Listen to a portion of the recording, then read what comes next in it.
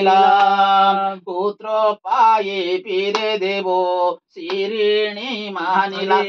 ଶିରିଣୀ ମାନିଲା ସତ୍ୟନାରାୟଣ ତେଣୁ ଫୁଲ ପାଣି ଦେଲେ ସାନ ରାଣୀ ପିତାରୁ ପୁତ୍ର ପ୍ରସଇଲେ ବଡ଼ ରାଣୀ ସଉତୁଣୀ ହୋଇ ହିଂସା କଲା ଗର୍ଭରୁ ଜନ୍ମିଲା ଯାଏ ବହୁ କଷ୍ଟ ଦେଲା ତଥାପି କିଛି ନହିଲା ପୀର କୃପା ବୋଲେ ରାଣୀ ଗର୍ଭରୁ ଜନ୍ମିଲା କେତେବେଳେ ବଡ଼ ରାଣୀ ଅନ୍ଧପୁଟ ଲିକି ବାନ୍ଧି ଦେଇ ବହୁତ କଷ୍ଟ ଦେଲା ପୁତ୍ରକୁ ଗୁପ୍ତେ ନେଇ ସବୁ କଷ୍ଟ ଉଦ୍ଧାରନ୍ତି ସତ୍ୟନାରାୟଣ ଶେଷକୁ ହାଣ୍ଡିରେ ଭରି ଦେଲା ବସାଇଣ ରାଘବକୁ ପଠାଇଣ ପ୍ରଭୁ ସତ୍ୟ ପୀର ହାଣ୍ଡିକି ଠେଲି ପେଶିଲେ ଏ ତୋ ରାଜ୍ୟର ତାହାକୁ ଯତନେ ମୁହିଁ ଆଣିଛି ଗୋଟାଏ ଶୁଣିବା ଓଲା ହୋଇଲା ସନାତନ ସାଇଁ କାହିଁ କାହିଁ ବୋଲିବେ गे ଅଣ୍ଡାଲି ହୋଇଲା ମୁହିଁ ସତ୍ୟନାରାୟଣ ଦ୍ରୋହୀ ହେ ବୋଇଲା ଯାହା ଯାହା କହିଲେ ଫକୀର ଗୋସାଇଁ ତାହା ସବୁ ମୋ ଘର କଥା ଯେ ଅଟଏ ଦେଖି ଦେଖି ମୋ କୁମର ବୋଲନ୍ତେ ବି କଳେ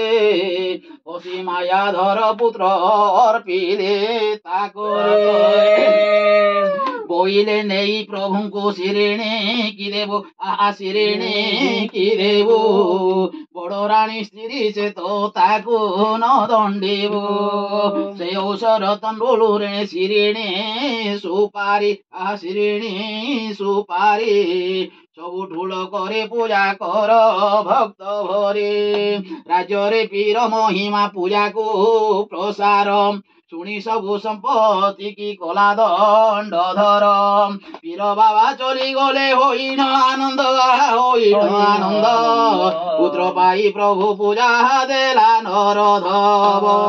12 ବାଇ ପ୍ରଭୁ ପୂଜା ଦେଲା ସମସ୍ତ କାମନା ପୂର୍ଣ୍ଣ କଲେ ପ୍ରଭୁ ଆଲ୍ଲା ସେ ମହାମହିମାମୟ ପ୍ରଭୁଙ୍କ ଚରଣେ ଶରଣ ମାଗଇ ଗାଧୁଆ ନିଶିଦିନେ ଆନନ୍ଦ ସାଗରେ ହରି ବୋଲ ସର୍ବଜନ ହେରା ଚନ୍ଦ ପାଲା କଥା ହୋ ହେଲା ସମାପନ